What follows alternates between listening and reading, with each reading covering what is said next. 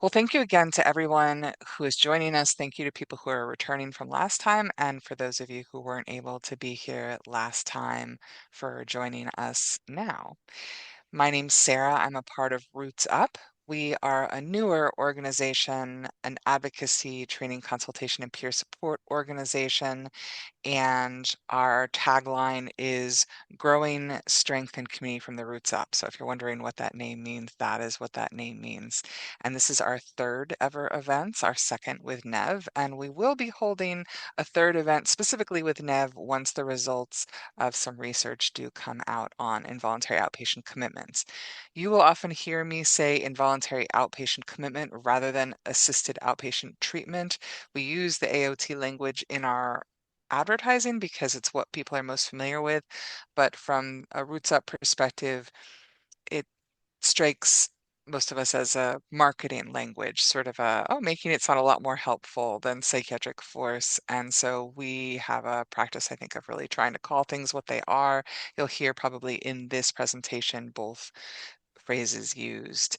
And if you're unfamiliar, it is as opposed to psychiatric commitment where someone's in a psychiatric unit. This is where the force and the involuntary outpatient commitment is following you home and requiring you to follow treatment plans in your own space or wherever you might be. And depending on what state you're in, that can look like being pulled back into court or having police take you to a hospital. It does vary, and I'm sure you'll hear some of that as we go here. So I'm going to turn it over to Nev Jones, who is truly a subject matter expert on this topic. Nev is also an associate professor and critical mental health services researcher in the School of Social Work at University of Pittsburgh. And if you didn't already hear me say this a little bit earlier, Nev puts so much passion and energy into this work of sharing information with people and making sure that they have access to resources that we often otherwise are not seeing be distributed and made available publicly. So I really appreciate the energy you put into this, Nev, and I look forward to this time we have together today. Just to reiterate what I said earlier, we will have a period of Nev presenting information with slides, and then we will go to a question and answer period. And I will periodically put in the link to the question form so that you can submit questions, and we will be pulling from that once we get to the question and answer period. So with that, I'm going to turn it over to Nev. Thank you. Thanks, Sarah. And I will bring up the PowerPoint now. Okay.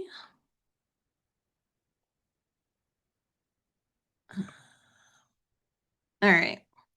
So I think many of you, but possibly not all, sat in on or listened to the first webinar that I did.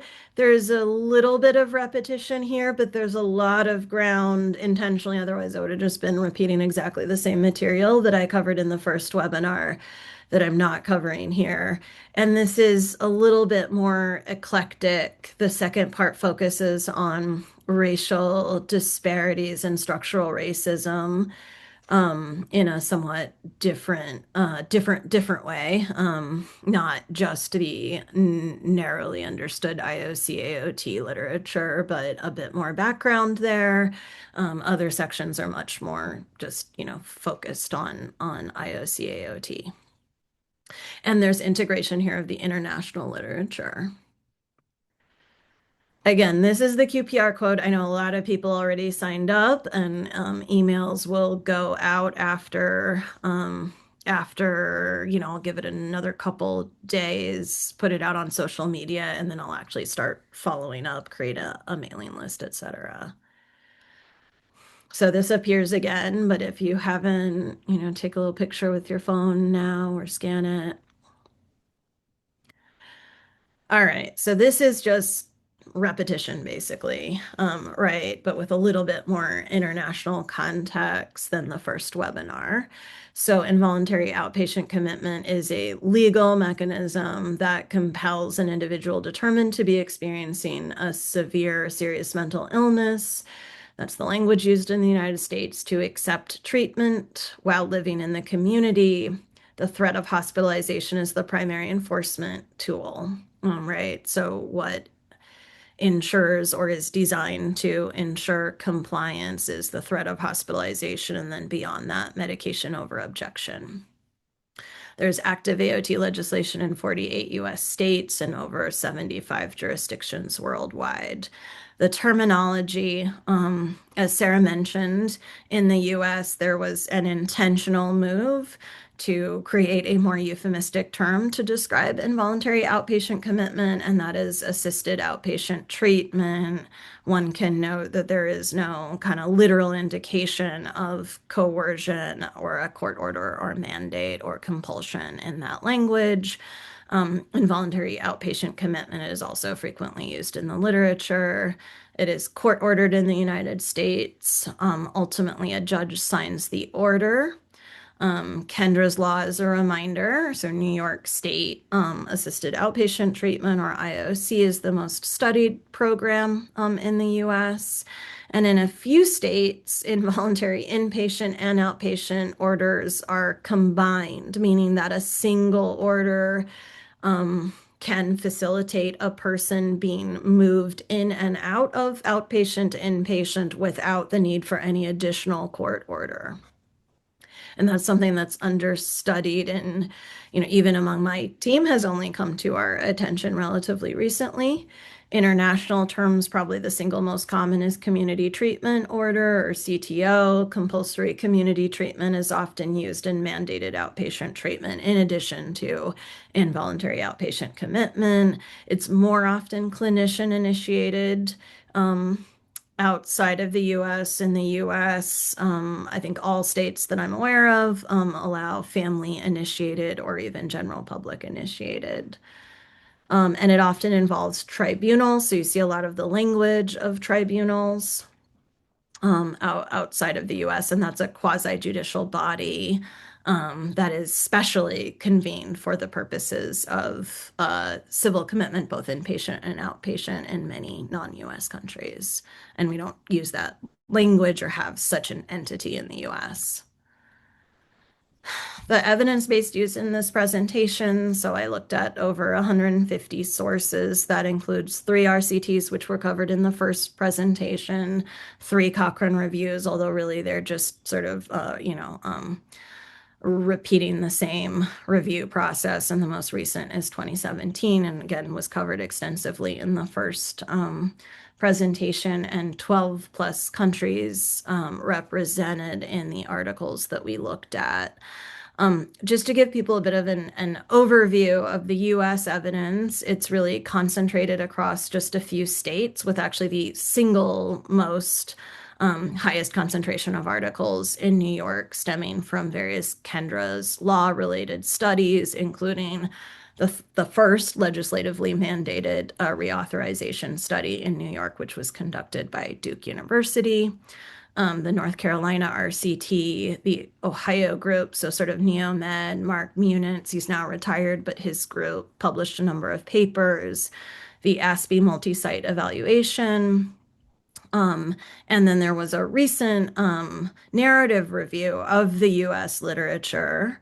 And that included 21 peer-reviewed articles published in the US between 2009 and 2022.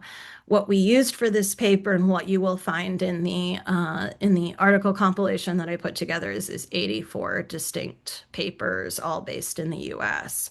The international evidence tends to concentrate in Australia and New Zealand. There's a number of very active researchers, including Steve Keisley, and probably the single most prominent, prolific IOC researcher. In the UK, it's the Octet RCT, again, really systematically kind of covered in the prior presentation. A number of qualitative studies in the UK, and then in Norway, Sweden, and Netherlands, with some particularly important papers, we'll be looking at trying to assess legal reform impacts at a population level. Nearly absent from low and middle income countries in terms of an actual research literature. There are a couple of papers I found looking at efforts to implement IOC in low-income countries and just seemed kind of too far from the primary focus of this presentation to dive into. A very consistent finding is very, very substantial within country variation that is unexplained by demographics or clinical factors. We see the same thing in the United States, state by state. In Canada, you see this across different, provinces, huge variation. And I think, as I say later in the presentation, exactly the same thing is true for inpatient hospitalization. We see enormous variation that is not explained by any particular clinical factor.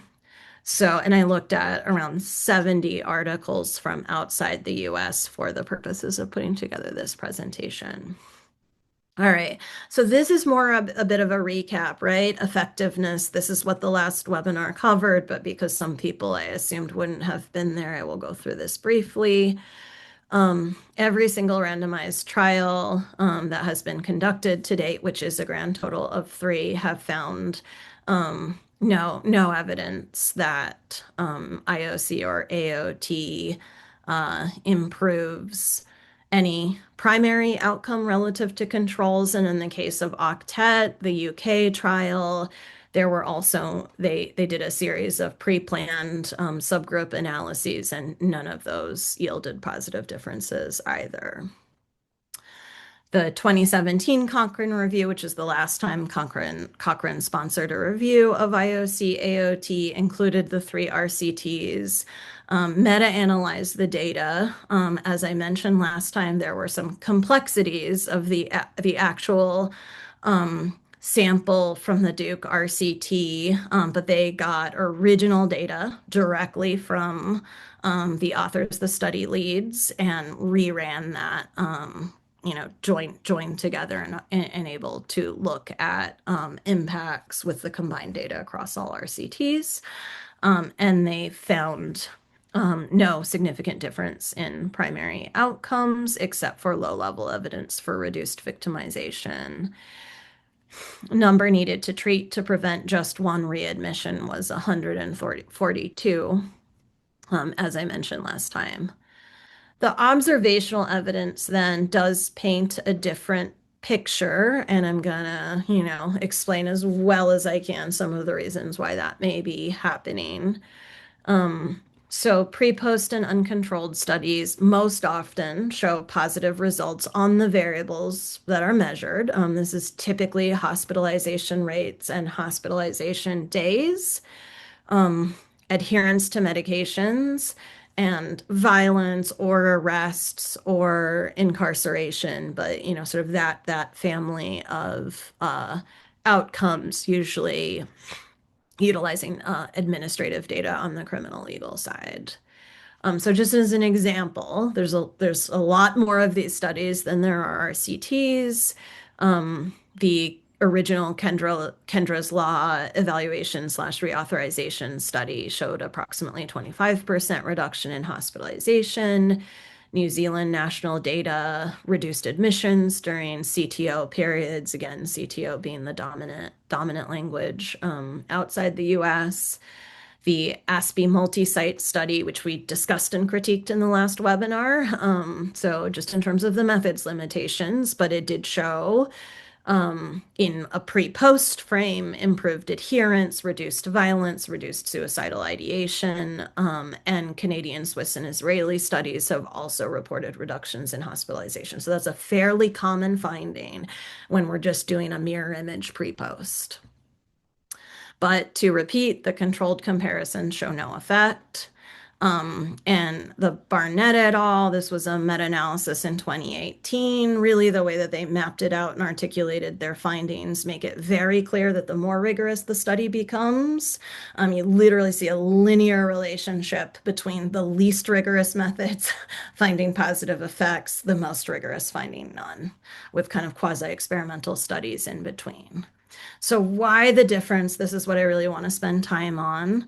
The primary explanations in the literature are 2. One is regression to the mean, which is a very, very kind of standard and stock way in quantitative studies that we look at changes when people are measured on some kind of extreme. They're very depressed. They've just attempted suicide, whatever it might be, and almost always across a large group, that's going to get better over a follow-up period.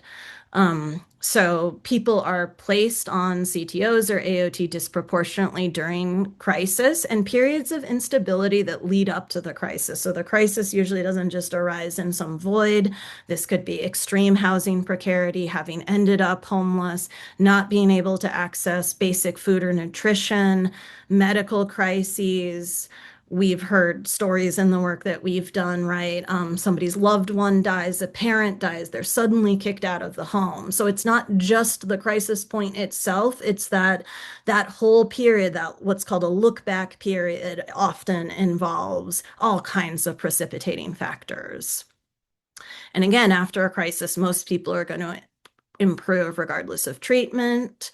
Comparing before versus after a crisis in this space is almost always going to show improvement. And it's very problematic to assume that that would be a treatment effect.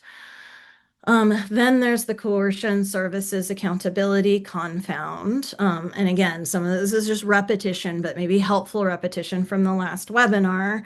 AOT, CTO, IOC recipients receive enhanced services. In some cases, that would be that they are literally able to immediately qualify for services, including housing, ACT team, intensive supports that they would in the same jurisdiction be on a 6 to 10 year wait list for. So there's very significant real world service access differences, as well as in most implementations of IOC AOT, there is provider side accountability, which is again a very, striking irony, right? That we would use a mechanism that limits the civil rights of individuals to hold providers accountable. So, for instance, in a sort of community treatment team who has somebody on an AOT order on their caseload, can't just drop them, can't just say they're quote unquote too difficult, can't refuse to show up when, some kind of supported housing residence says, we don't know what to do, or this person seems to be really struggling and we don't know what to do. And it's a very common thing for housing providers to experience simply nobody showing up, taking responsibility, or supporting the situation. But that cannot happen with AOT because the providers are held legally accountable. Um, so you have actually these two different things, service access, housing access as a subset of that for people who are unhoused or precariously housed coming in, and then the provider side accountability that get confounded with what is actually the impact and by extension, the perceived necessity of coercion or the court mandate. And again, in RCTs where this is controlled for, and that was perhaps sort of most equally matched in the New York City Bellevue RCT, there were no differences in outcomes. Additional explanations. So this is more some of my own concerns and analysis of measurement and measurement related problems in this space. So first of all, when we only measure benefits and benefits measured through a very, very limited lens, we are only developing a very partial picture of what's happening in AOT. So harms, and I will go into greater detail about this later in the presentation, are very rarely measured. And that could lead, even in the RCTs where we see similarity rather than things being potentially worse for folks on the IOC AOT side, we actually just lack the ability to even identify the potential negative effects because they aren't measured. Some examples include financial disempowerment, people whose self-payee status on SSI has been taken away as part of the court order, and especially so when that is reassigned to a group home or supervised residence, where that now has total control over their finances as well as many aspects of their life, when they can go out, who they can see, who they can have in their room, that sort of thing. institutionalization in IMDs, group homes, and supervised residences in other ways. And I will talk more about this later in the presentation. Medication side effects in iatrogenic conditions, including Parkinsonism, obesity, diabetes, cognitive decline, and then social defeat, which I think is related to, but somewhat distinct from institutionalization, the way that it has been defined in the literature. Um, and then some of the outcomes, like I find sort of medication adherence a particularly striking one, right? Some of the outcomes measured, it would be almost impossible to place people under a coercive mandate and not see at least modestly higher quote unquote adherence because you're literally being forced to take the medications. And often there is a move from oral medications to long acting injectables. And there is relative certainty when people are being compelled to take long acting injectables that they're taking them, which is going to heighten adherence scores. So there's something sort of very interesting and a little bit odd, I guess, about the fact that we would see that as an outcome when, in a sense, it just literally is the intervention itself. Um, and what's unmeasured is whether this leads to significant reduction in distressing symptoms, which again is a very odd thing and should give anybody in this space pause. Why would we measure adherence without measuring whether or not that is actually improving people's symptoms? Because that is ostensibly the purpose of the medication adherence. Then there are a number of self-report validity and reliability concerns that we might think about. So any form of self-report under conditions of coercion is always going to be suspect.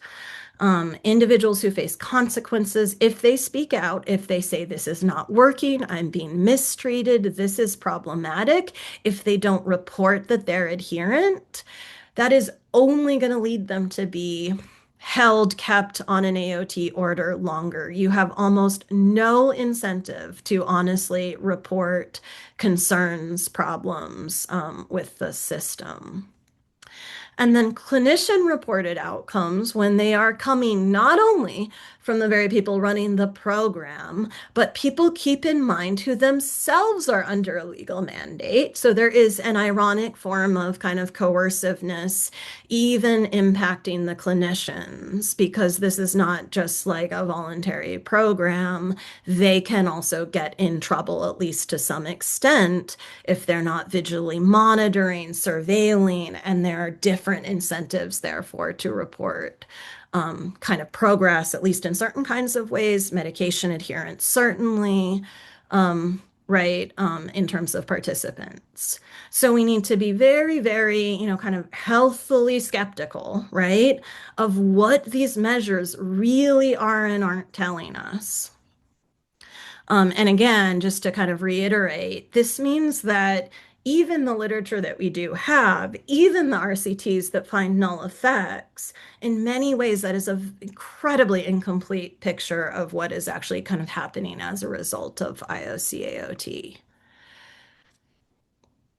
More limitations. So the RCTs are limited, right? There's only three. They're all older at this point in time. There are inherent limitations and challenges of recruitment, ethics, and capacity to consent in the context of AOT.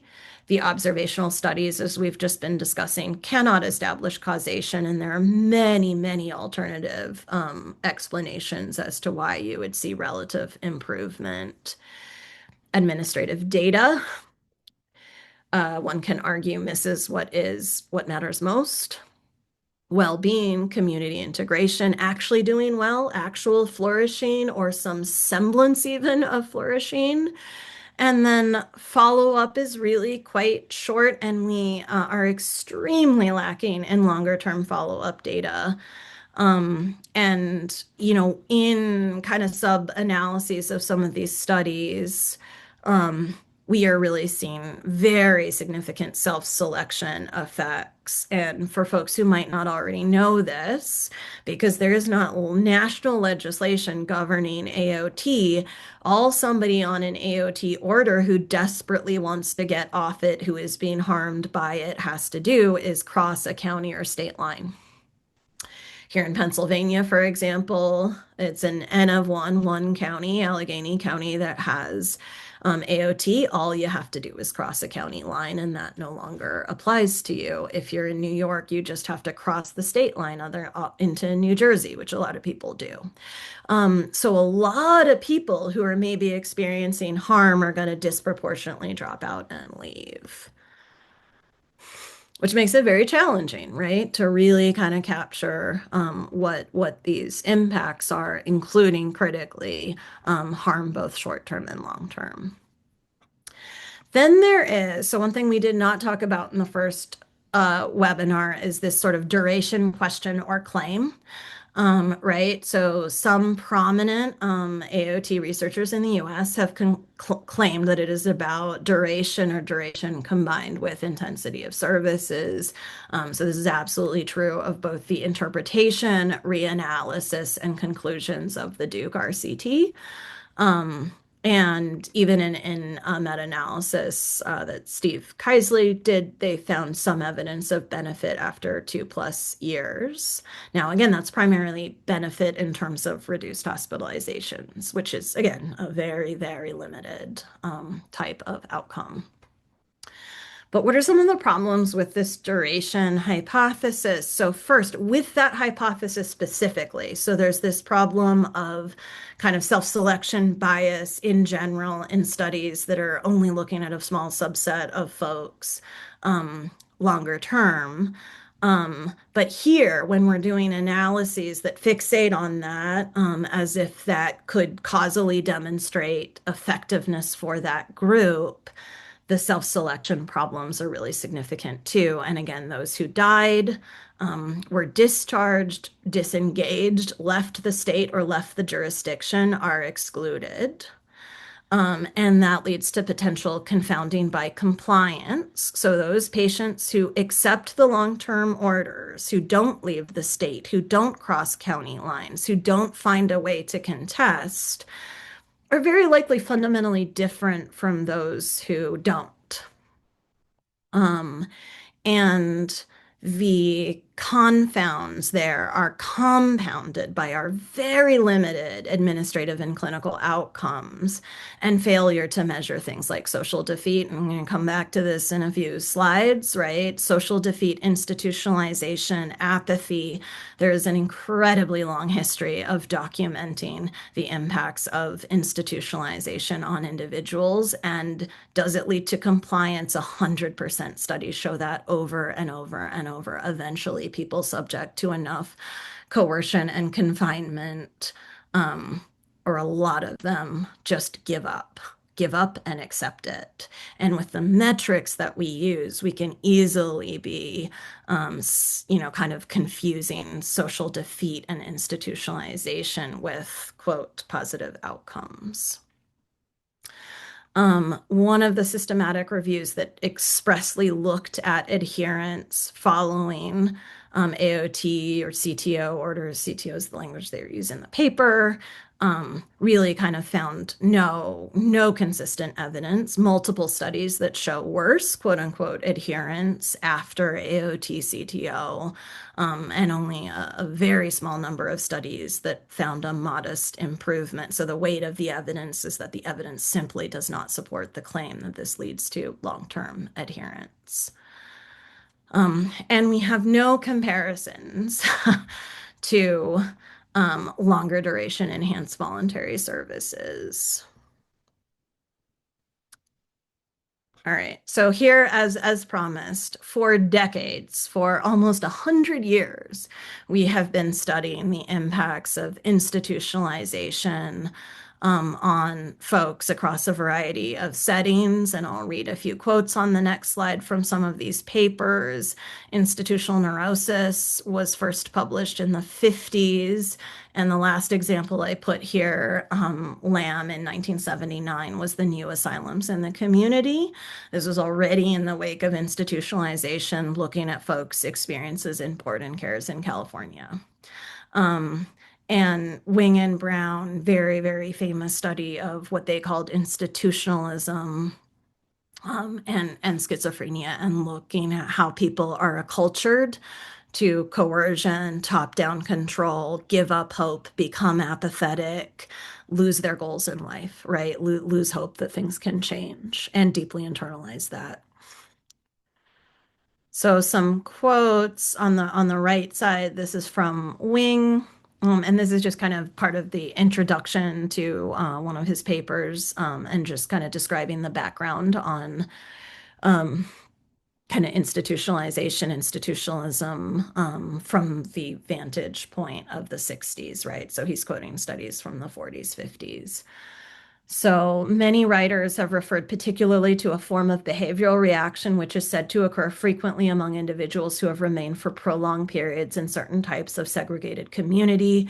Bettelheim and Sylvester, for example, described an institution in which a rigid, comprehensive, and impersonal regime allowed no scope for individual decisions on the part of the inmate children, and demanding only their compliance led to emotional apathy, lack of spontaneity, and an incapacity for active adjustment to events which were commonplace to non-institutionalized children.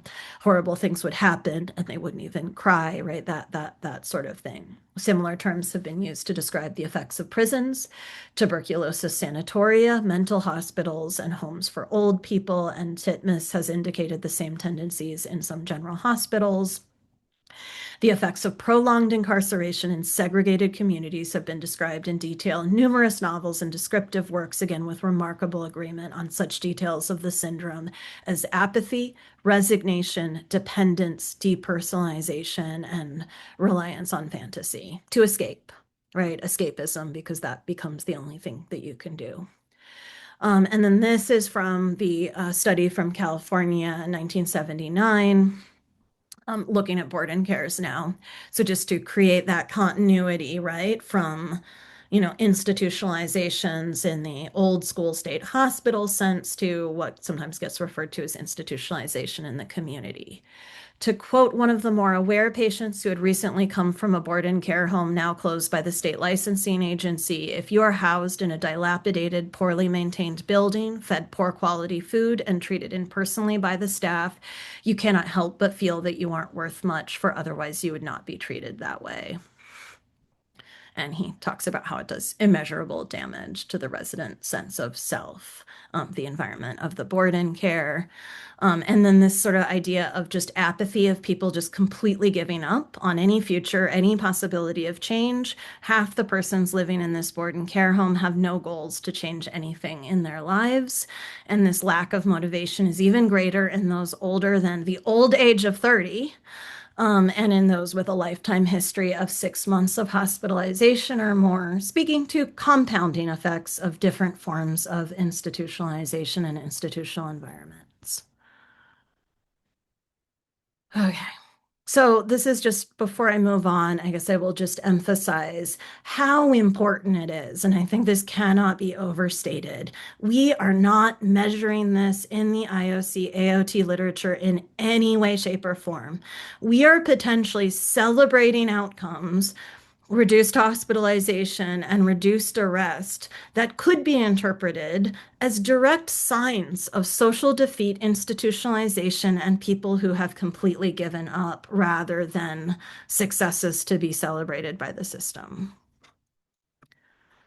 All right, so then alternatives to AOT. This is yet another major gap in the US as well as internationally. And Chris Malia and his team in Australia searched specifically for successful CTO reduction programs and found none with even a moderate evidence base. Research on alternatives to outpatient compulsion, it's fair to say, are just incredibly tiny in comparison to the body of work on AOC, typically approached from a, we will describe how impactful it is through a very, very narrow lens without even, problematizing the outcomes measured. So what has been studied, there's been a few studies looking at ACT with versus without formal coercion. And I will just say can't report the findings, but this is what we did for the reauthorization study for Kendra's Law in New York that will come out over the summer. We looked at a propensity score matched sample of folks on ACT without a coercive element versus those on ACT with an AOT order in place. Supported decision making mostly has been a more kind of conceptual case made for supported decision making in the context of CTO. However, some reports from Norway on CRPD inspired capacity based legislation really only documented major challenges actually making that happen. So even when the legislation changes, which we would think of as, in a sense, the most kind of top-down kind of policy change, it did not lead to changes in practice, and they discuss why. Advanced directives and joint crisis plans. Again, this is more a kind of consultative exercise with stakeholders in the Dutch context, not something that has actually been enacted. And then enhanced voluntary services, which is the term most often used in the US, right? That people in some states and jurisdictions, interpretation of least restrictive alternative kind of policy is that we should offer people, or that the jurisdiction should offer people a voluntary alternative before they court mandate anyone into AOT. So that does happen in jurisdictions across the US. It has kind of shockingly, I think, not really been studied. This one Stark's paper, which I think I said more details about in the first webinar, looked at and sort of documented roughly a 50% acceptance rate for people who were approached with voluntary services, who agreed to voluntary services before it could ever be escalated to AOT in California. But we haven't done dedicated research on this, which again, I think just like you keep asking yourself why, why the absences and the gaps as much as why it is that we have studied the things that we've studied. All right, now I'm going to dive into the racial, ethnic, cultural, and linguistic minority disparities. So first, an overview. Research in the UK has documented 11 times excess rate of Black versus white British compulsory treatment orders. In New Zealand, 3 times the rate for Maori individuals versus Caucasian New Zealanders. 40 to 66% higher odds for cultural and linguistic minority groups in Australia, and then 2.5 times interpreter users odds of CTO in Queensland. No research has found that any of these overrepresented groups derive some kind of additional or greater benefit from IOC.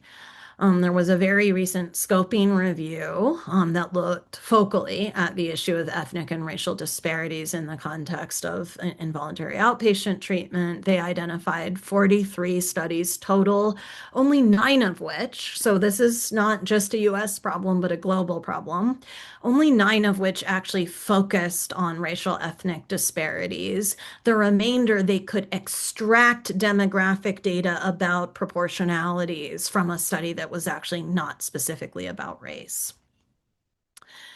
And the results were mixed, and it is really complicated to make sense of this literature because such different national contexts were included, different kinds of groups.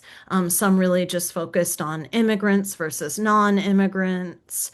But there is a lot of, I would say, like converging evidence that within a given national context, those from the most marginalized communities are the most likely to be subject to IOC or AOT.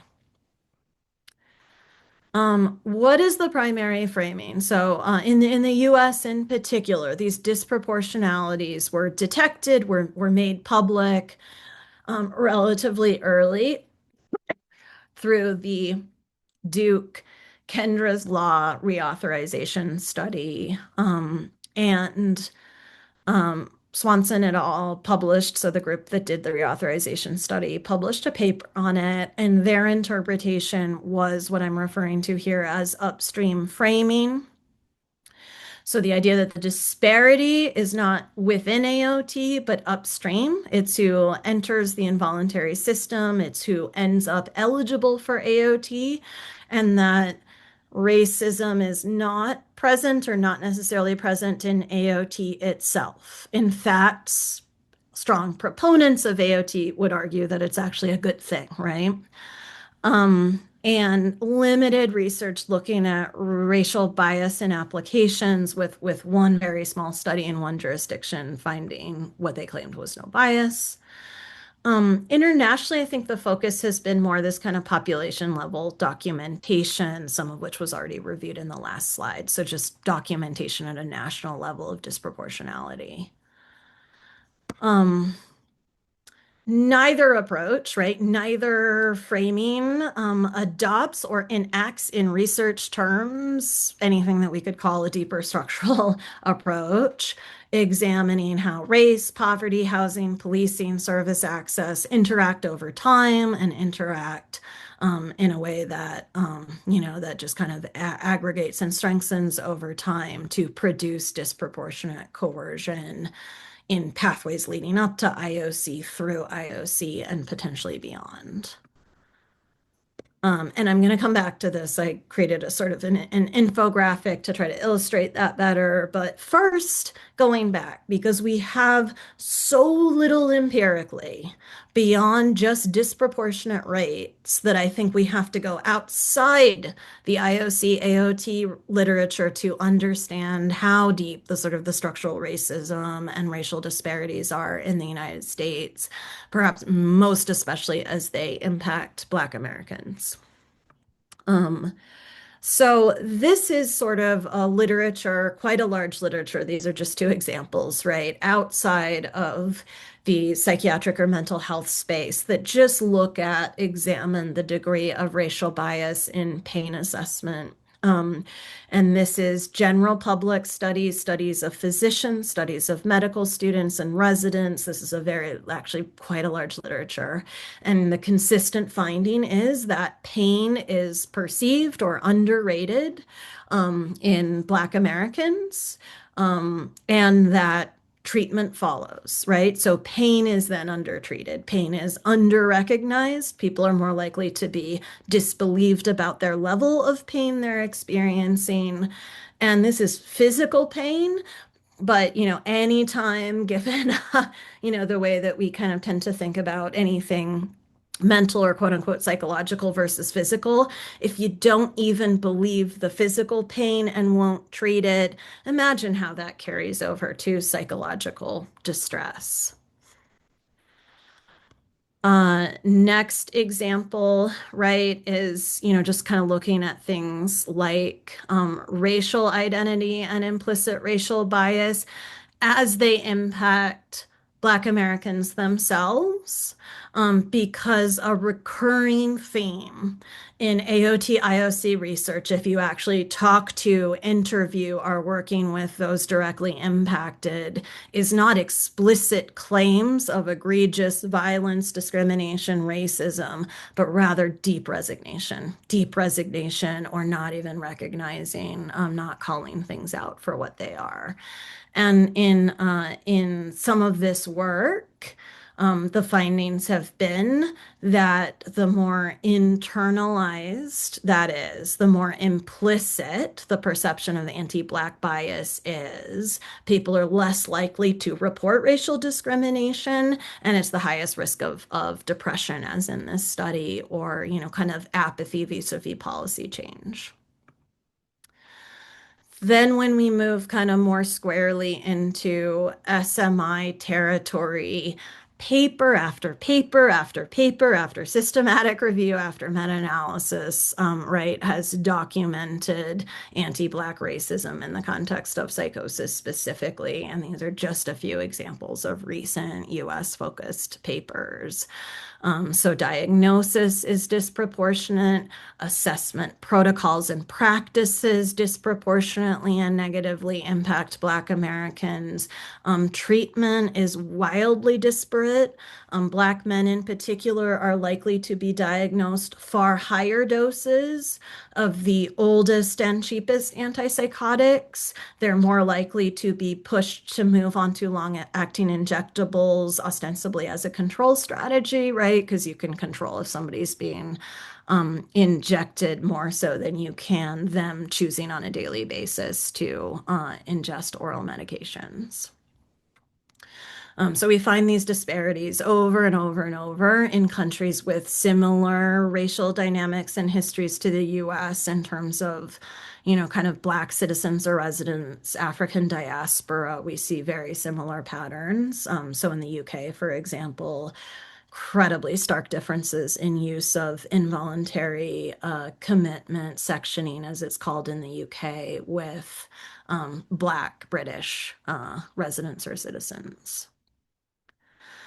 And then here is some of the, just a few examples of the direct US literature on disproportionalities in involuntary hospitalization, initiation of involuntary hold. So this is an example from Boston by the looking at sort of police department behavior, and then the front paper here, which is sort of a bit more unusual of a focus, looks at forced medication administration or medication over objection.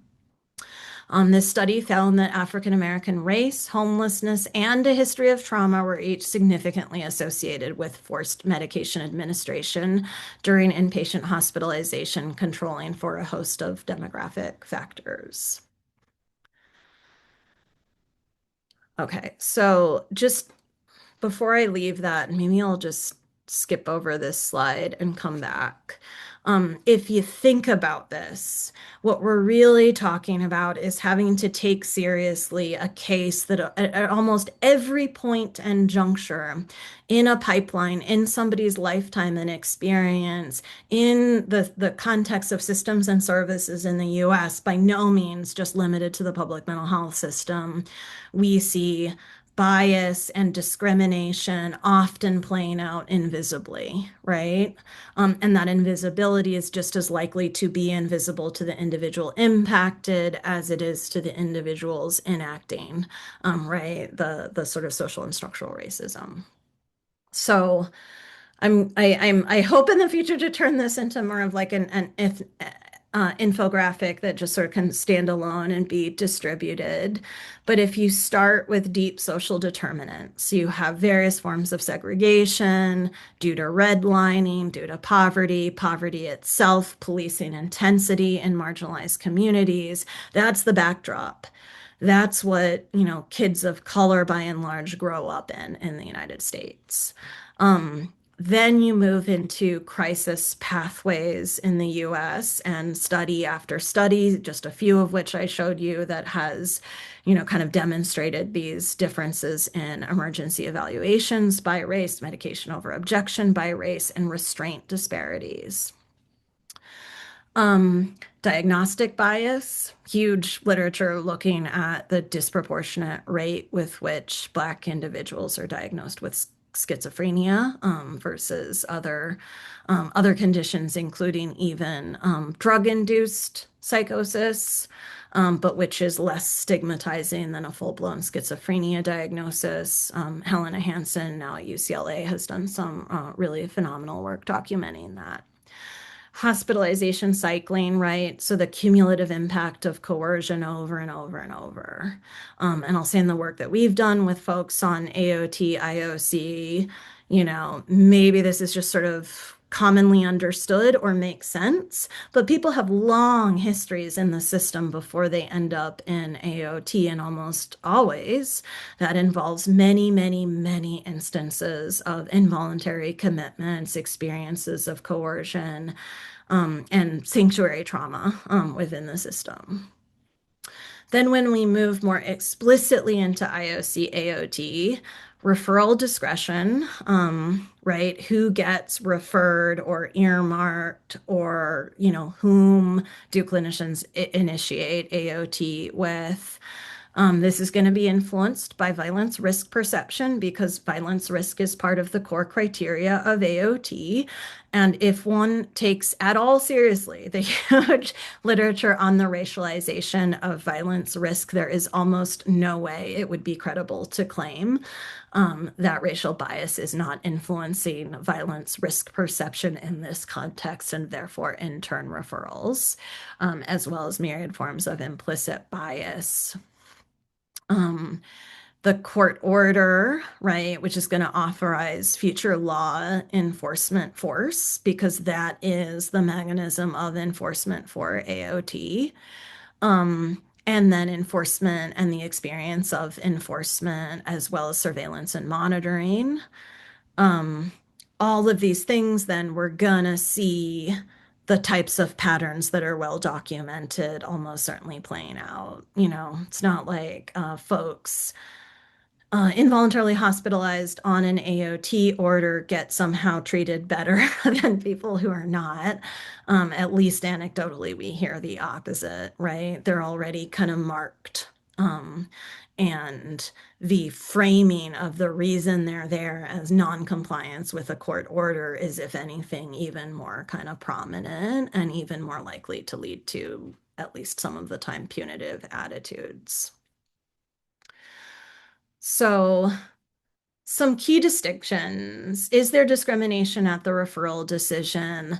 The very small literature on the US kind of finds inconclusive evidence, but the big picture here, the thing that should be the real concern is the extent to which AOT operating downstream of racially structured systems concentrates coercive authority in a population that is disproportionately Black and Brown as a result of, and critically further reinforcing, these prior inequities and their ongoing sociostructural underpinnings. So it's not like suddenly people's experiences is really great when they're on IOT and the police treat them 1,000 times better and they're going to have 1,000 times better experiences in a hospital.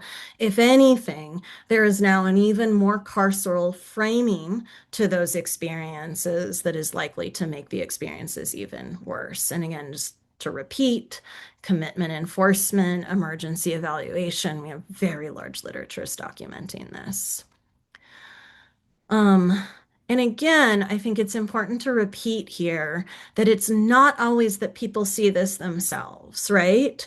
So in a hospital setting or an acute setting, force is administered by personnel who are going to appear to be following institutional protocols.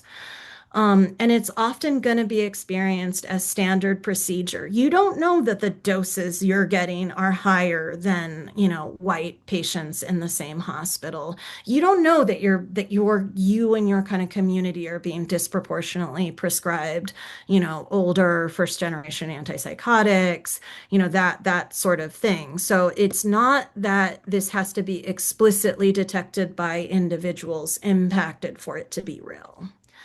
And I think that's really important to keep in mind. And again, to keep in mind when we're thinking about measurement and documentation, how do we really kind of understand what's going on? A second point that has been made in other contexts frequently within the sort of deeper kind of structural racism, structural racial disparities literature is that this sort of superficial version of racial disparities or racial disproportionality that puts forth the idea that it is only a disparity if you control for a whole host of factors, is, fundamentally wrong, right? In that these very factors, as we've talked about diagnosis with these, kind of really, really marked differences in schizophrenia diagnosis in particular, hospitalization history, clinical severity, those are the very pathways through which structural racism is enacted, and they reflect structural racism. We cannot control them out of the equation. And that's how racially disparate force comes to operate across this pipeline. Now, have we studied this, right? And I just put here on the side this don't know, haven't investigated it. Is structural racism too? When we think an issue doesn't matter enough to study it, when federal government doesn't put money into it, when researchers prominent in this space do not do the careful qualitative and mixed methods work necessary to really unpack what's going on, that is structural racism at play in the research space. Um, so again, this is sort of a little bit of a recap. But this Duke, the Swanson et al. 2009 study is the only detailed US analysis of racial composition, stemming from Kendra's Law in New York. This very small single site examination of potential referral bias. Um, Gonzalez, and this is a little bit of a subtler point, found no measurable differences between those referred to AOT and those not referred, looking at clinical records. And it suggests at least some degree of arbitrariness in selection. So the idea of that paper is why do some people go to AOT and others don't? There's a lot of discretion involved. There is a lot of whoever is initiating, for whatever reason, deciding this person goes, this other person with potentially an identical kind of treatment history doesn't go. And that's always a setup for bias of many kinds, right? That degree of sort of subjective discretion. Wabi, this is a 2022 concept paper, provides one of the only US-based structural abolitionist analyses of race, racialization, and involuntary outpatient commitment, but it is theoretical work, not empirical.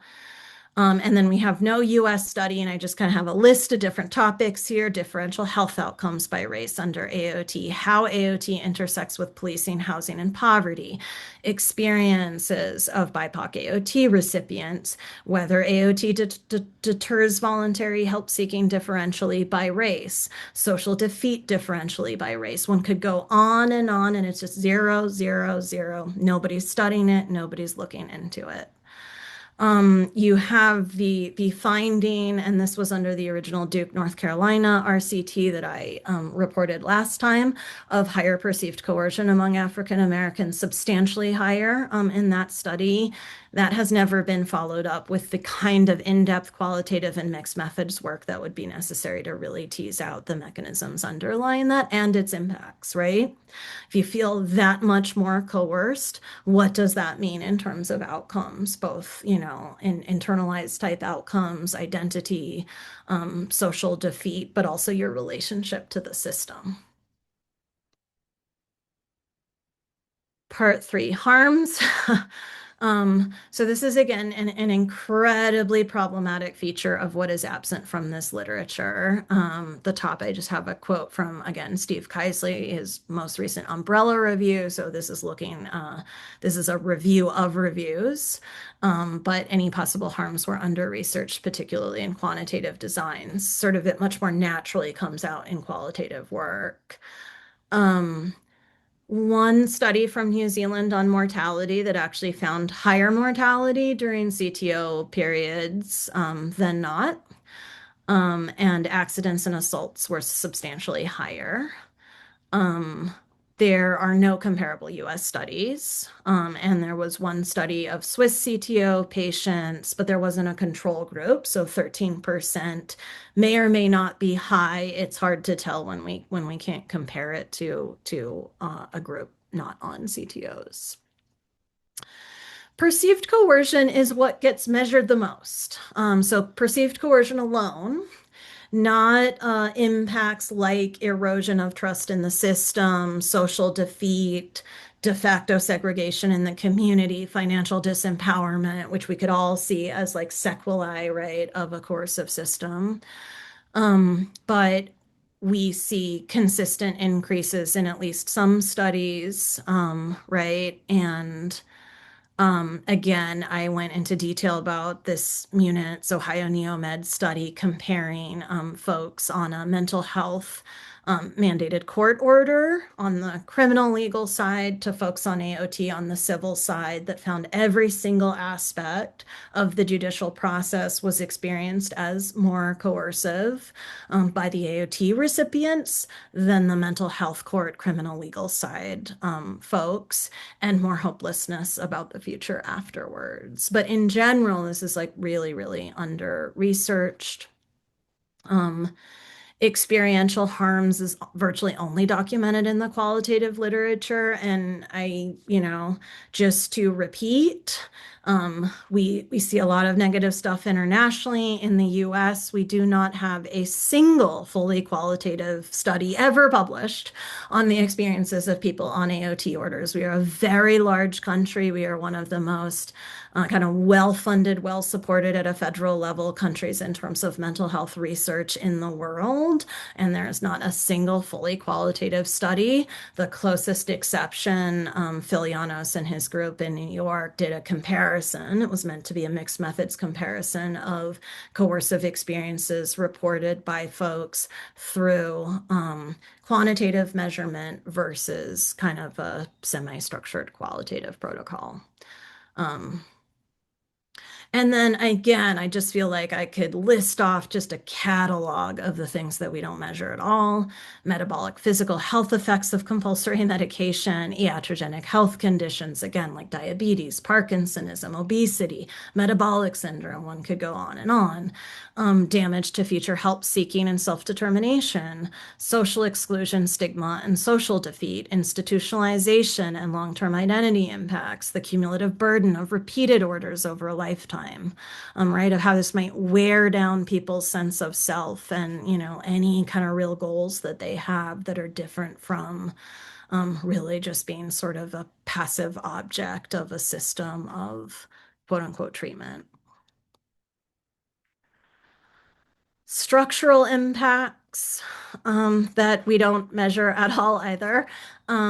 This coupling of dangerousness, risk, and serious mental illness, which we do know from the empirical literature on stigma is toxic, right? When we send people in general the message, when we reinforce this idea that people with quote unquote SMI are dangerous, we reinforce that, and that very much becomes internalized and enacted. So we know that in general, but it has not been studied at all in the context of AOT.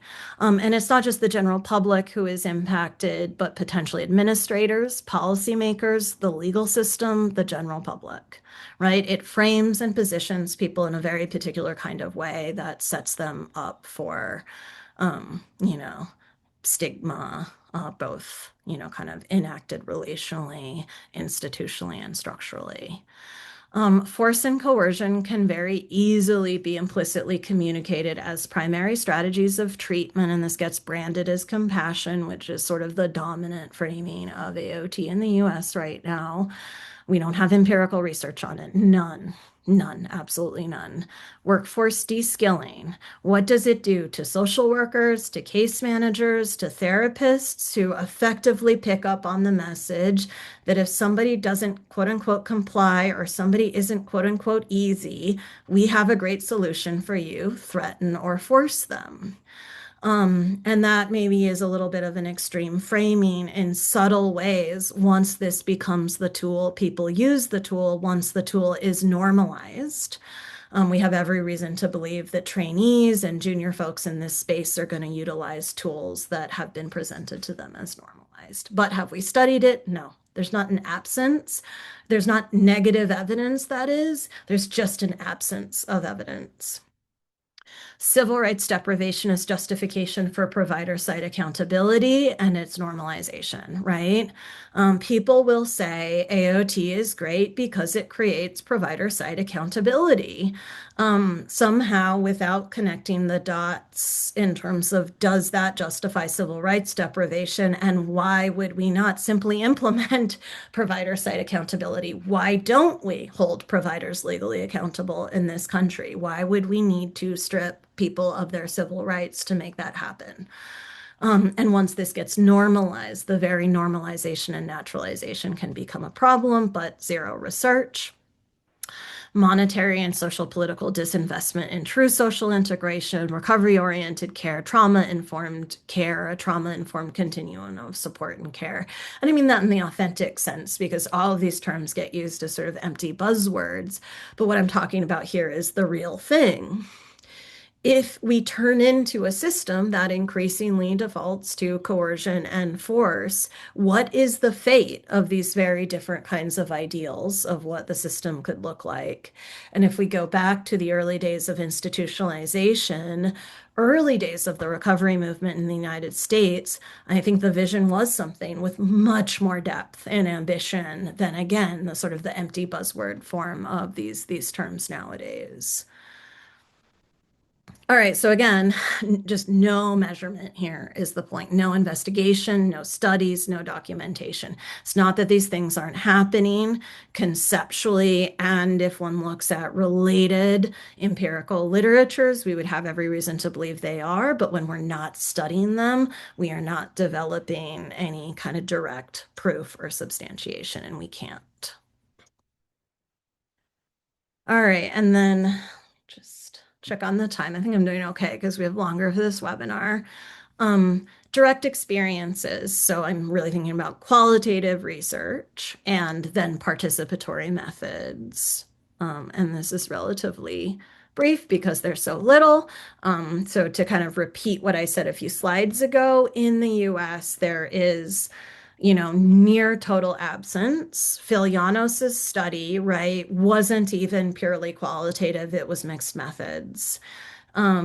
Candace's Pliers 2015 study, which I extensively quoted from in the first webinar, captures attorney and judge perspectives, but not client voices.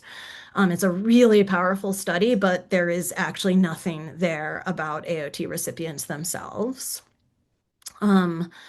The kind of studies that have measured perceived coercion have used standardized instruments that measure perceptions, again, with all the caveats that I kind of discussed earlier, but they can't capture the context surrounding things. These deeper and much harder to capture processes of internalization, of lowered expectations, what in the international development literature gets referred to as adaptive processes and adaptive preferences, meaning we adapt to what the status quo is and start to self-rationalize it even when we're de facto being harmed by the status quo. And in Corain's 2017 systematic review of the qualitative literature, the 22 qualitative studies were predominantly from the UK, Australia, and New Zealand. So again, when we look internationally, it's a much richer literature. It's still, relatively speaking, limited, right? Often very small samples, often a lot of concerns about sampling bias. Did people really hear from folks who are across the spectrum of experiences, or disproportionately those were easiest to recruit by the very providers administering the programs? There's a lot of concern about sample bias in the existing literature, no longitudinal qualitative methods. And as I'll say on this next slide, meaningful lived experience, service user survivor involvement in research design or in interviewing is the rare exception, not the rule, non-existent in the US. All right. And then, in spite of all of the limitations, when you look at the qualitative literature, you do see that people, if asked to compare inpatient hospitalization to outpatient commitment, will say it's not as bad as inpatient. Low bar. um, but that both are coercive, that medication is the perceived primary purpose, so that there is a biomedicalization reinforced, right? That the primary treatment modality centered under these orders is medications, and the therapeutic process is framed in terms of medications. That is, by the way, the very thing that the recovery movement in the US was actually framed to push back against, right? This very narrow view of medication and medically driven, quote unquote, recovery or treatment. And side effects over and over described as a major source of distress. Trust is central, and in some of the international literature is documentably damaged by the clinician's dual role as their therapist or support person, but also enforcer of an involuntary order.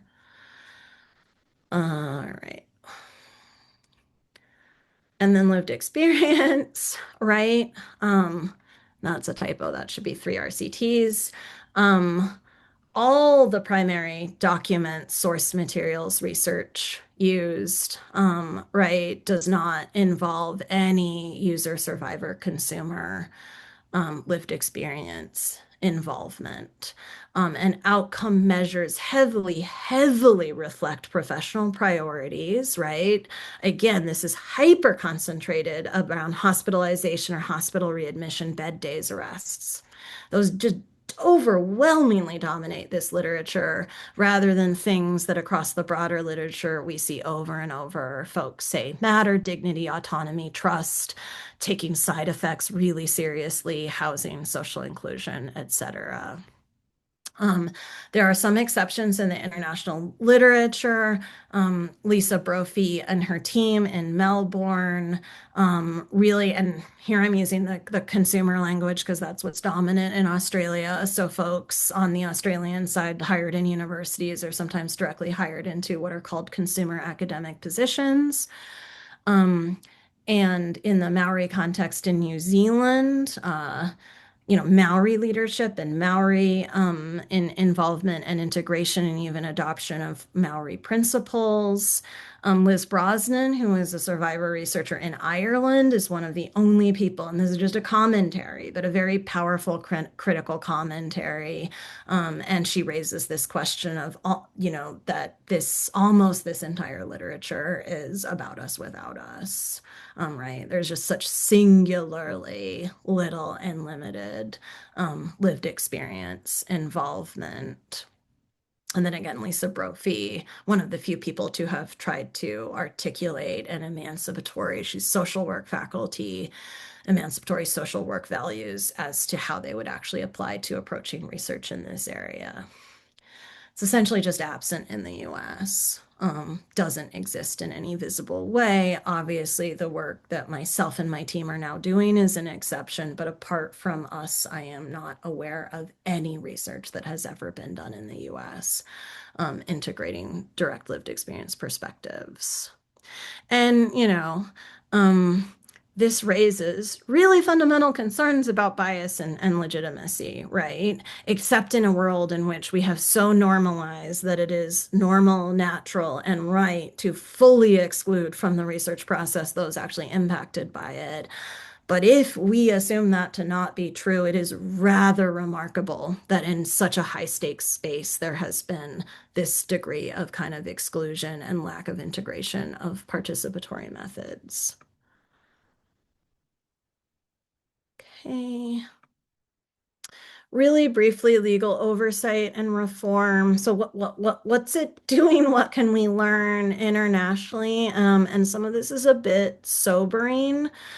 So first of all, these concerns, which I mentioned in the last webinar, mostly based on Candace Plyer's work, right, in New York City, looking at the judicial process, the court system. This deference to an evaluating psychiatrist or other clinician, we see over and over again, unfortunately, in a sense, around the world. So this idea that whilst one has a court or tribunal process, that somehow acts as a safeguard in the sense of greater procedural due process, et cetera. What we really see is judges and tribunals that anyway just defer to a single clinician. These are often psychiatrists or clinicians who have never met the individual before. So based on their one time, one assessment, these court orders are made or tribunal decisions.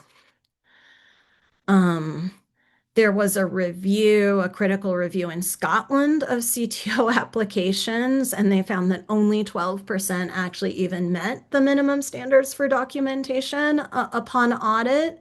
And again, this is suggestive of a system that doesn't really take the civil rights in question very seriously, right? I don't know enough about Scotland to say that you wouldn't see this happening in other areas of the legal process, but that would be my suspicion. And uh, again, sort of the US parallel, really the only direct empirical documentation that we have is Candace Plyer's work, finding that defense attorneys reported significant barriers in procedural due process in AOT hearings, judges heavily, heavily deferring to clinical testimony. And sometimes admitting that to the attorneys in question. So there's some really, again, really powerful quotes from that work that are reproduced to some extent in the prior PowerPoint if you look at it, and are right there in the paper if you look at it.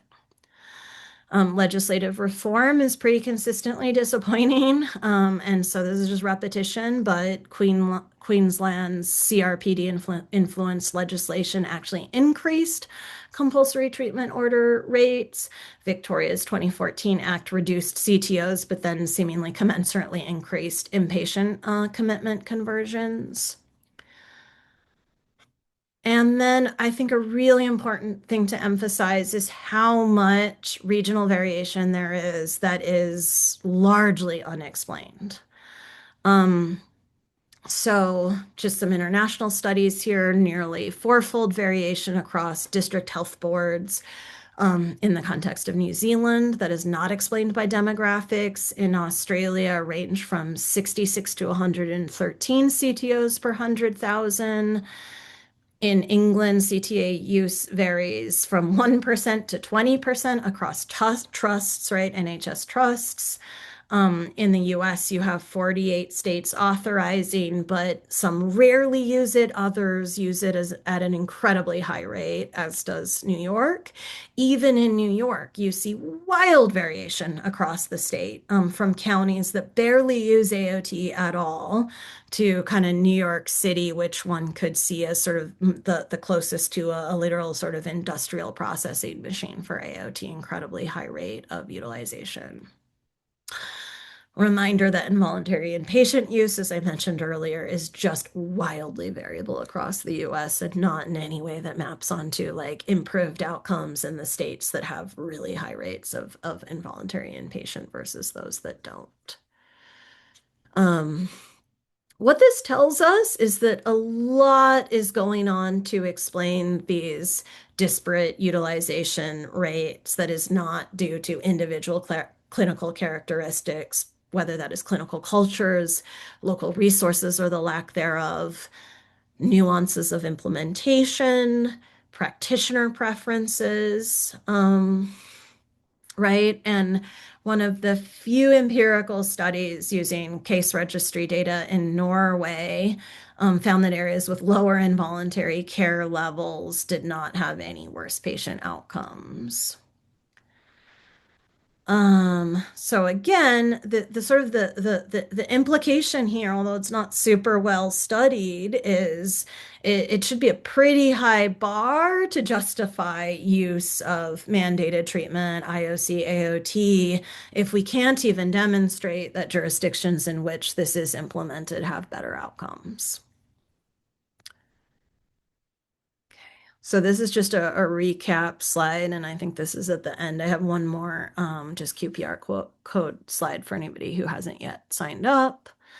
So the controlled evidence, the RCTs, do not support any claim of effectiveness on standard outcomes. That's true across all the jurisdictions and legal frameworks studied, albeit that is only 3. Marginalized populations are disproportionately subject to orders without any demonstration of additional benefit. Harms are systematically undermeasured, and this creates a fundamental imbalance in the evidence base and our ability to interpret it, right? Because such huge things are wholly unmeasured. Which could even raise serious questions about the RCTs, which on face value show no difference. It could actually be much worse, and that things are actually really getting worse for people on CTOs. Consumer experiences are actually pretty remarkably consistent across countries. Ambivalence, universally recognized coercion, narrow medication compliance focus to AOT, CTO, IOC orders, and damaged trust. Legal oversight seemingly fails to provide genuine protection, and in part, this tendency for courts and tribunals to defer to clinicians who, more often than not, have seen the individual a single time is a rather extraordinary thing for a court order that will be in effect for 6 months to 1 year initially, and sometimes years and years and years following. Um, the literature, and I didn't kind of quote the studies, but literature that's looked at IOC, AOT rates globally have found that they are either increasing or being maintained over time. So net gain, and in the United States, there is obviously a huge policy push right now to increase AOT, IOC implementation. Alternatives to compulsory treatment are essentially wholly unevaluated, including ACT without formal coercion in a randomized sense. The duration claims, which are the other things cited. So somebody will, again, maybe acknowledge, accede, accept that the RCT findings are null, but say, oh, well, if they're just kept on it longer, it does work. But they rest on observational data with survivorship bias, right? It's only those who stay in the study and stay on AOT who we're seeing those effects for. And again, the big meta-analysis looking at medication adherence post CTO, AOT, IOC did not find evidence of persistence. What we still don't know. So the mortality findings in New Zealand, right, are disturbing, but we need to be doing those studies in more places. We have very little understanding of what specific mechanisms are driving the outcomes that we observe. And again, even the kind of provider side accountability, service access versus coercive mandate is an oversimplification, right? Clinical surveillance and monitoring is in play. The way that people take up a system like that, meaning whether they, respond with apathy, compliance, or with kind of self-righteous anger and self-advocacy, and what underlies those differences in response. Um, Medication effects and side effects, right? Some people are going to take exactly the same medication, but have really, really different side effects responses. So, you know, type 2 diabetes develops in one case and not in another. So there's a lot of work to do to like really tease out and connect the dots between different mechanisms and how they're impacting either harm or benefit or something in between.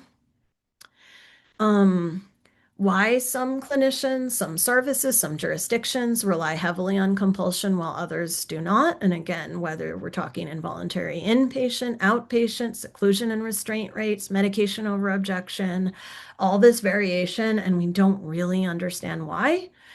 Um, we don't know what would happen to patients if they were systematically offered enhanced voluntary services that were truly high quality.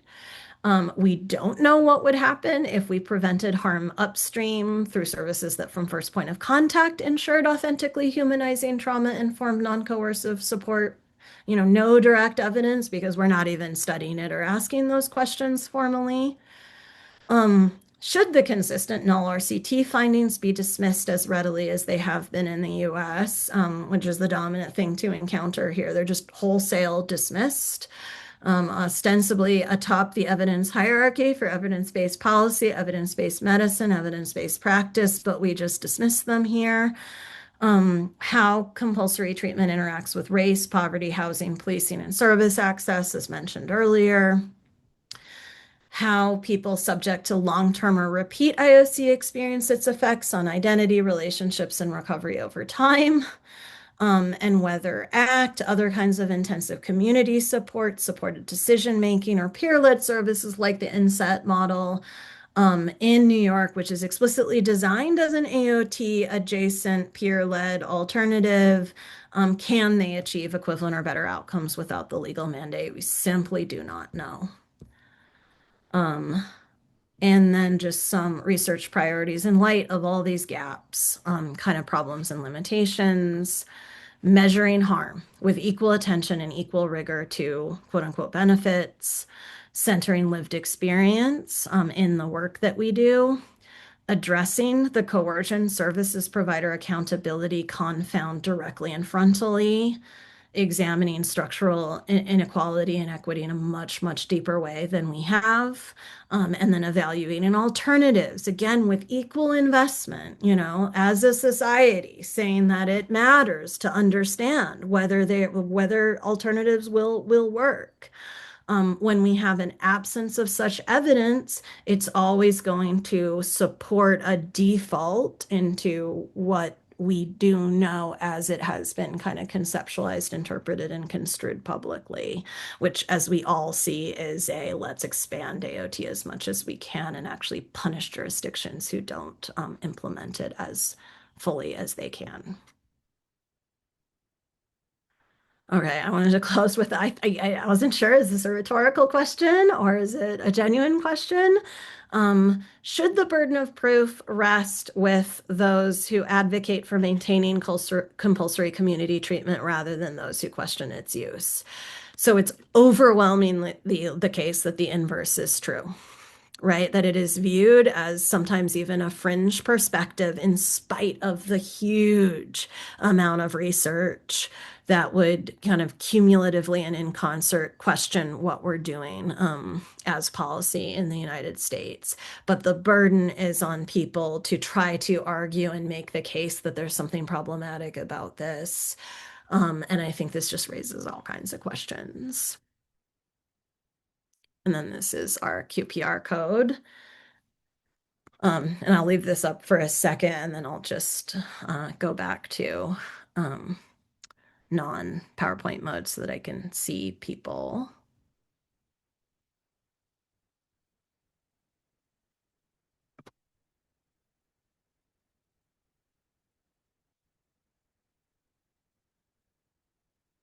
Okay. All right. Thank you so much, Nev. I'm going to leave my camera off, even though I know it's weird to have hover voice in here, just for the sake of reception and not disappearing on you. I do have a number of questions that came up while you were speaking, and so I've been going back and forth between the question form and here. So let me pull out one. So one of the first ones that came in said forced treatment is generally more expensive. State hospitals are very expensive these days. In Kansas, at least 150,000 a year. The question asker doesn't think that people realize that and is interested in your comments on that. So, because of the structuring of the US healthcare system, I think just as a general rule, we often really err in the way that we think about cost effectiveness, cost savings, because you really have to look at is the who is actually responsible for those costs, right? So if a state is really pushing for XYZ policy, but the payer is actually Medicaid, or a private insurer, it doesn't really matter that it saves money or that it might save money because they're actually not the payer. They're not actually responsible for the financial costs. And this gets really complicated when we think about the many blended funding streams impacting public mental health services. If folks are sent to a state hospital, the cost is typically on the side of the state, not the federal government.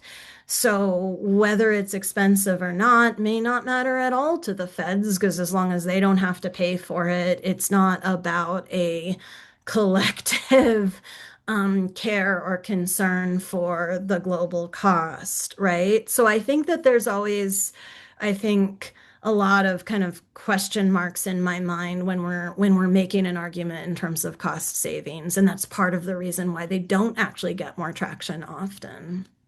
Um, and sometimes a thing that costs net more may save the entity who's pushing for it money. And that's actually pretty common, I think.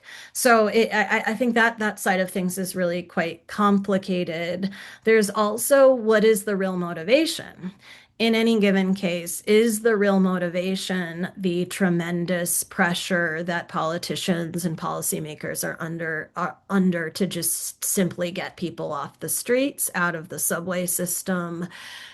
You see this in New York City, for example, in such a marked way around the New York City subway system and the public perception of the quote unquote dangers posed by people who are unhoused and perceived to be quote unquote mentally ill on the subways.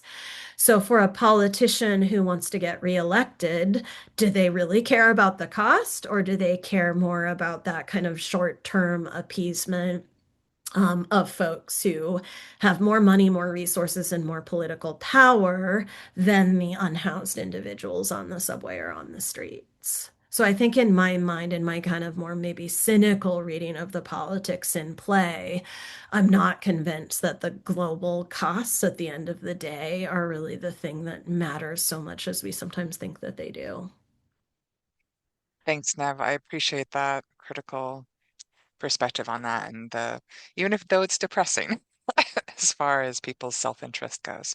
All right, so another question. You mentioned actually right at the beginning that some states have orders that you pretty recently learned about that allow for both involuntary inpatient and outpatient commitment to move sort of fluidly between them. Can you say more about which states those are and what you understand that might look like in practice? So yeah, just to shout out members of my team, Melissa and Eidolon. We were just touring the crisis response center in Tucson literally just last week and learned that this was the case in Arizona. And I believe, if I understood correctly, even that medication over objection was subsumed under a single court order. I want to confirm that before saying that with definite certainty, but we heard this from a high level medical director, and Indianapolis is the other place that we've heard. So I want to look into this more. But those are two examples, Indiana and Arizona. Thank you.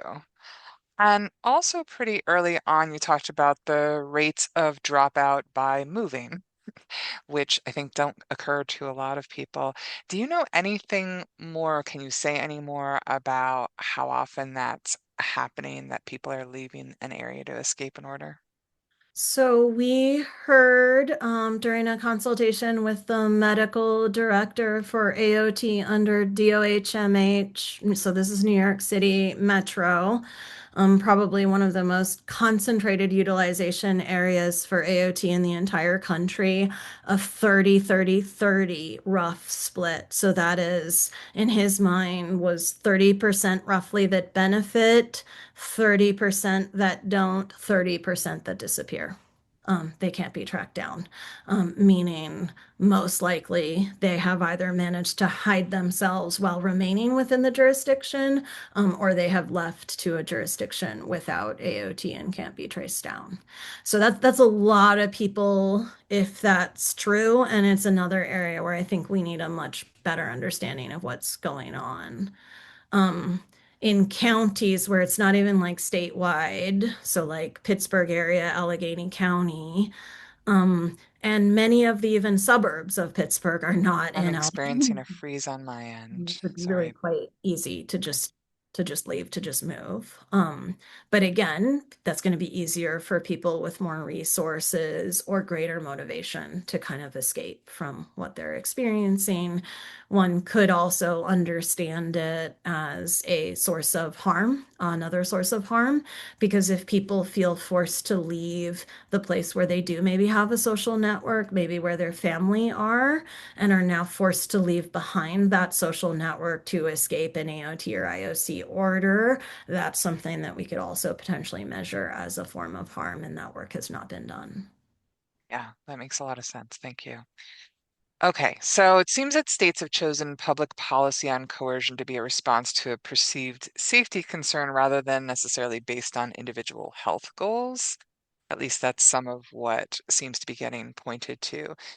Is there any research that claims to look at public safety in relationship to use of IOC? I mean, I know there's violence in prison data, but is there anything else that you haven't touched on that gets at I that? mean, I think last time I quoted from Steve Keisley's recent meta-analysis looking at all available research on violence, offending, I mean, all the different ways that this gets operationalized and measures and found no effect um, of AOT upon meta-analysis. I will say that in qualitative work that we've done, it's very rare to hear somebody in a jurisdiction in which AOT has been widely implemented actually agree that it has had any impact whatsoever on public safety. So, um, I think there is a substantial body of research which is summarized in that very recent meta-analysis, and found no effect. But when one's looking at, maybe a much broader definition of nuisance, it's harder, but qualitatively, that's absolutely not what we're hearing. All right, so the next question is there any evidence which shows that involuntary community-based treatment order produces better health outcomes than involuntary inpatient treatments? Not that I am aware of in a direct sense. That's something that I maybe need to, kind of really focally look for because sometimes in these larger papers, especially from other countries, there may be multiple secondary outcomes or tertiary outcomes, and you have to kind of really look for them.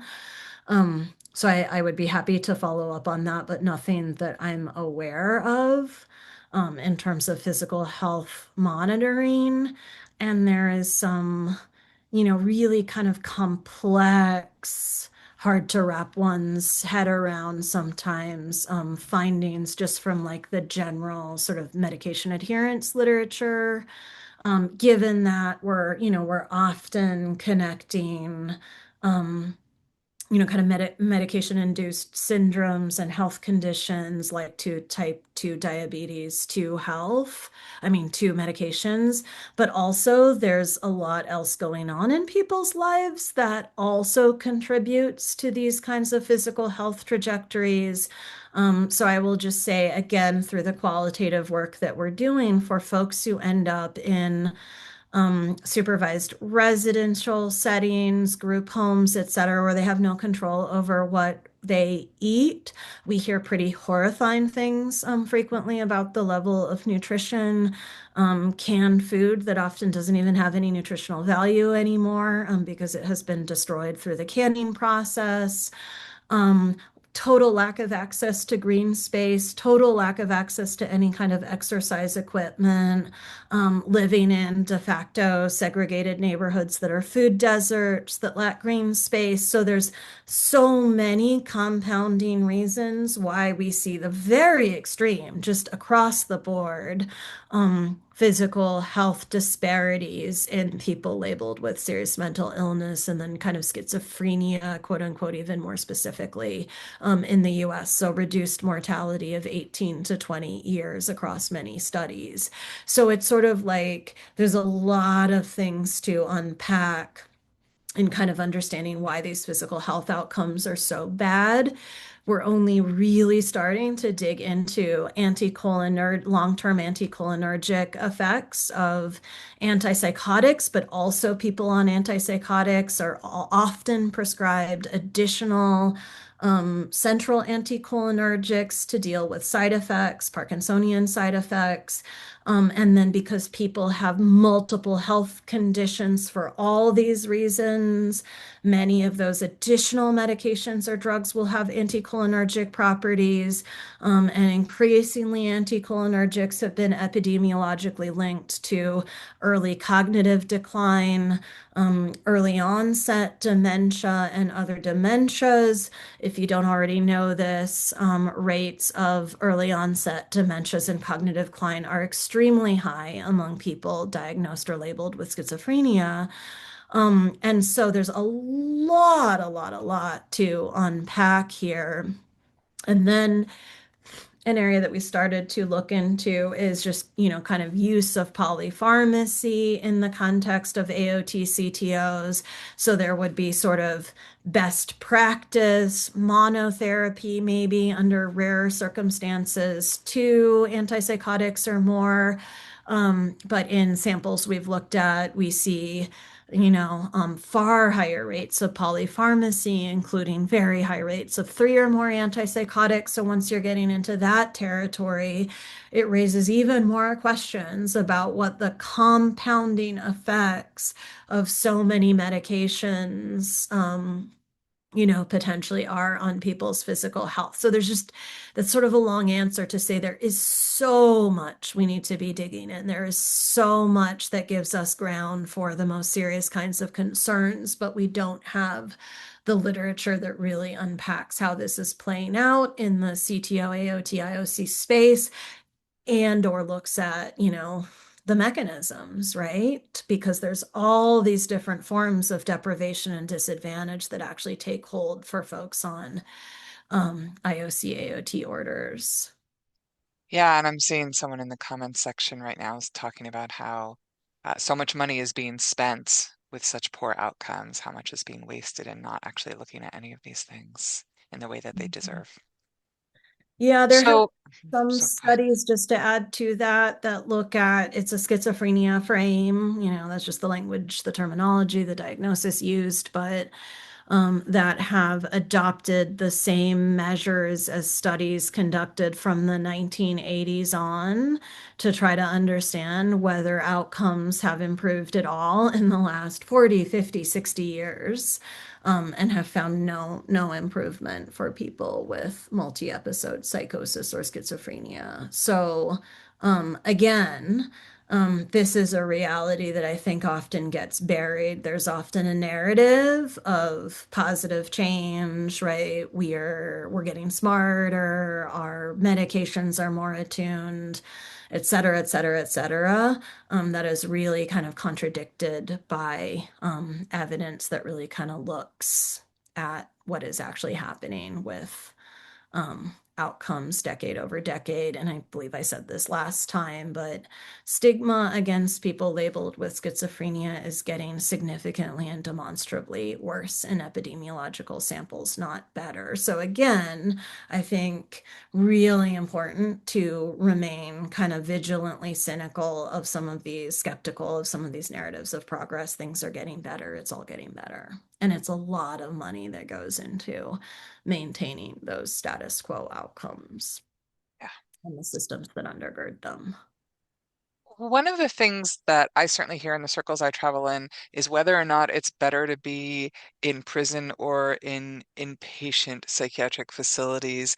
And that I was reminded of that when I saw someone's question pop up about use of force, psychiatric force specifically in prison. So is there some version of IOC or a way to force psychiatric drugs in prison, or do people tend to have more choice there?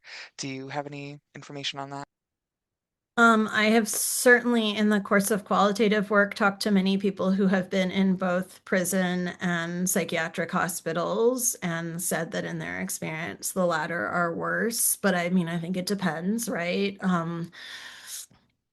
And it's really sort of a choice or asking about a choice between two, typically very, very traumatic, negative institutional environments.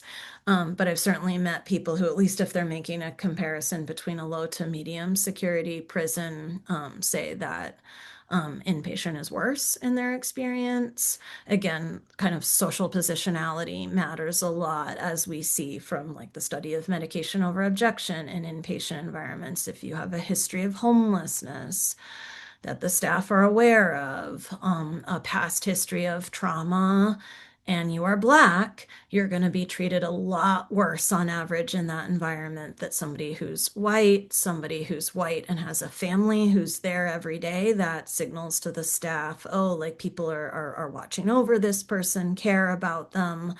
And that's likely to influence treatment. So there's so many different things that can also influence how one ends up being treated, even in the same environment. And then I would say that when it comes to um, involuntary inpatient versus outpatient, sort of a primary talking point for pro AOT IOC advocates in the US is often, well, it's less restrictive. In some sense, that's true. When one looks at how long term AOT IOC orders end up being, it is a demonstrably and substantially longer period of time that we're talking about. So just on its face, actually more restrictive in terms of duration, but less restrictive in terms of obviously you're not being confined within a very small space. You can't be subject to seclusion and restraint in the same way that you can in an inpatient if you're outpatient. And again, the sort of how totalizing the institutional control is on the outside also varies depending on, are you kind of allowed to go home and live with your family on the AOT order, or are you placed in a supervised residential setting? So there's a lot of variation even within each of these categories, I think, in terms of how people get treated. I don't think we should ever make blanket assumptions that any one is better than another, because I think it really depends on the individual and how they're being treated and what net effects that ends up having. Yeah, absolutely. I will add that in some of the basic research we've done by survey, we are seeing more people say that involuntary outpatient feels more restrictive simply for the violation of feeling surveilled in their community spaces. But I'm not sure if that aligns with what you're hearing. Yeah, absolutely. I think some people, yeah, 100% I'm experiencing a freeze on my end, hopefully.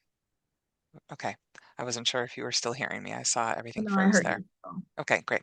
So I'm gonna, I think the one piece that I'm not sure you answered just in the last piece, if you have any quick thoughts on is, does forced drugging, to the best of your knowledge, happen, or forced treatment in that same way around psychiatry happen in prisons, or is it variable?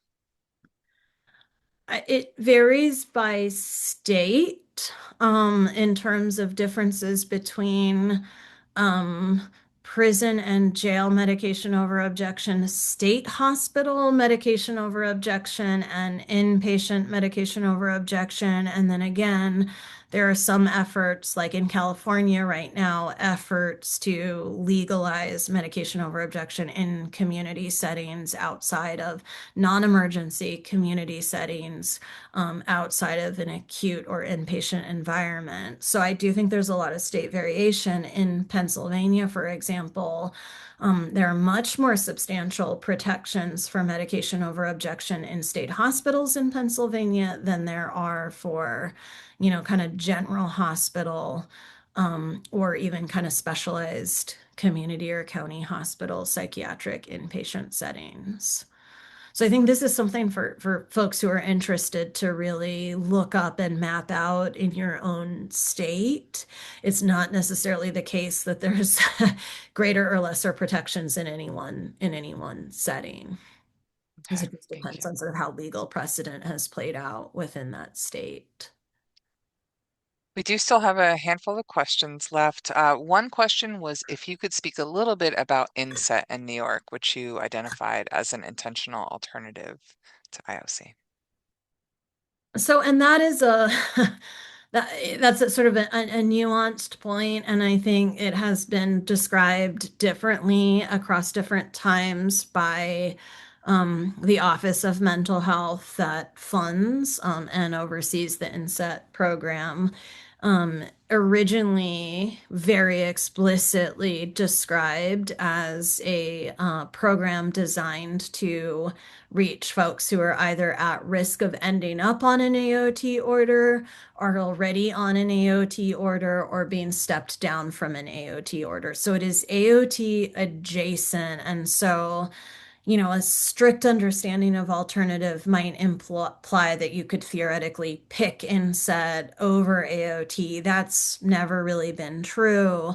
But has been mostly explicitly described as kind of an alternative service accessible to the same population with some hope, I think that on the preventative side, that it could prevent people from ending up on an AOT order who otherwise would. In other cases, allow people to be discharged from an AOT order or get off an AOT order who otherwise wouldn't be able to. And even for folks on an AOT order to really better understand their rights, their options, their ability to contest, that sort of thing. My team is working with two inset programs in New York, Baltic Street most recently in New York City, and then Recovery Options Made Easy or Rome, um, based in Western New York, and the inset program they operate is in Rochester. And I will say what we have learned so far is extremely inspiring, honestly. Somebody who's pretty kind of cynical about things. So we've done the most work already with the Rome team. Really deep thinking going into how folks become traumatized by the status quo of a system and what it means to develop a relationship of mutuality and trust.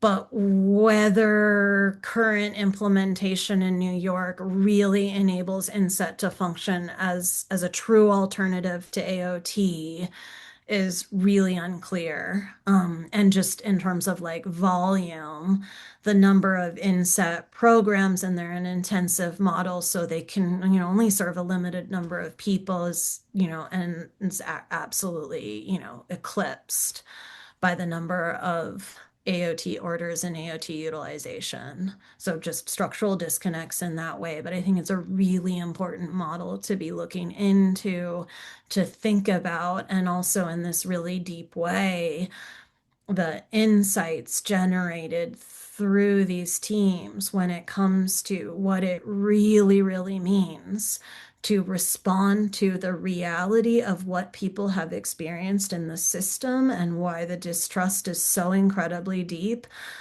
why the harms may feel kind of unrecoverable to some folks, and how difficult it is to be, even in a remote sense, still within the system and trying to do things differently and establish trust in a fundamentally different kind of way. So I think there's a huge amount to be learned. But also just structurally, it's not truly operating as an alternative to AOT at this point. Yeah. So we have more questions that we're going to realistically be able to answer in the next 4 minutes, but I'm going to give you a combined one maybe as the last, because several people were asking some different version of this, which was, why does involuntary outpatient commitment continue to expand, and who is that actually serving, as well as how can we as community providers, et cetera, ethically push back on and seek change? Um, well, that is, I don't know. I mean, I do a lot of work, just in a very kind of community engaged sense myself. I think the reason why I created the two briefs, again, the second one based on today's webinar, I still have to complete the reference list for, and then we can send it out to everyone. Some of it is really being armed with the facts and a deeper understanding of what the research literature actually says. So there is a huge amount of misinformation actually floating around about AOT, IOC, CTOs.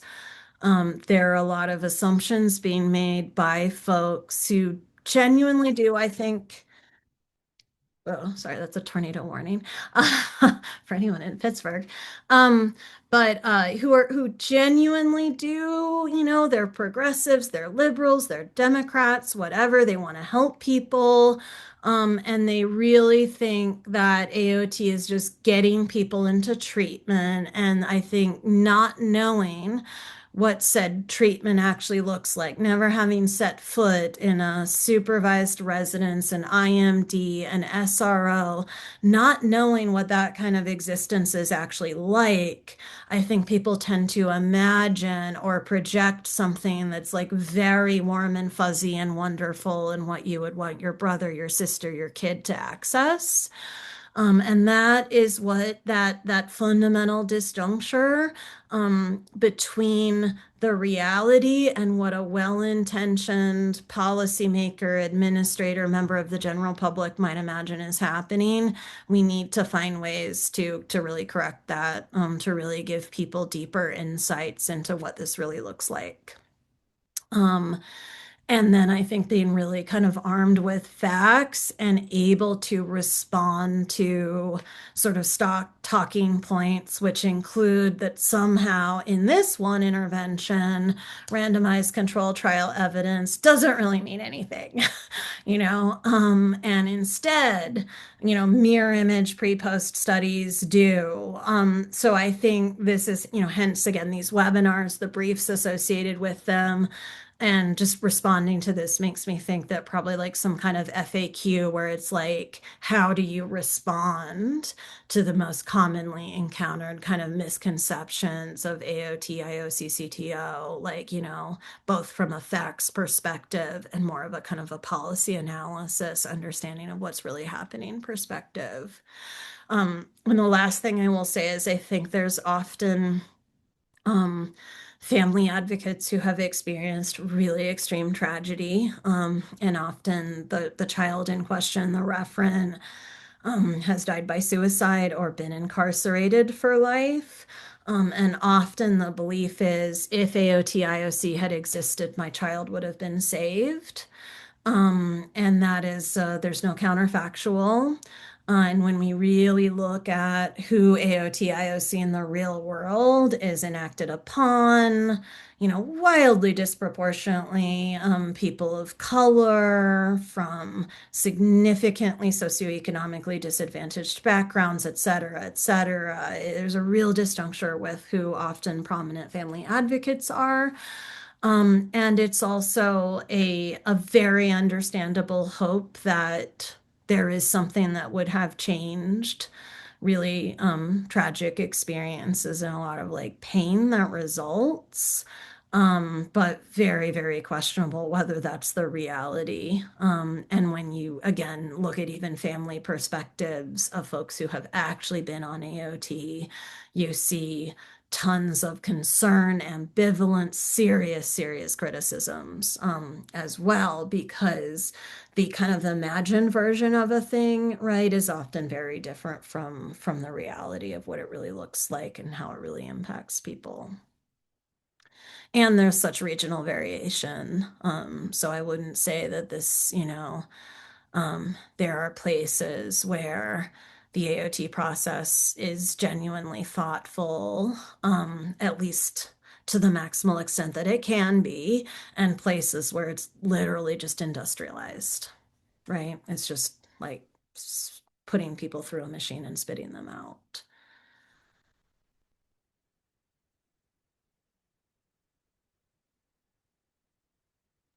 On that hopeful note, Yeah. Nev, Yes.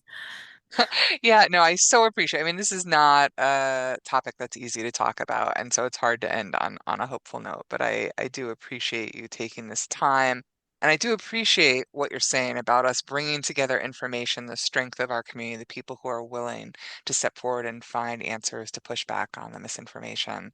And for me, that feels hopeful that we're coming together in these ways to learn more. And your contribution to that is just huge. So.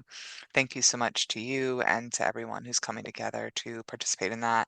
And I'm sorry we weren't able to get to all questions.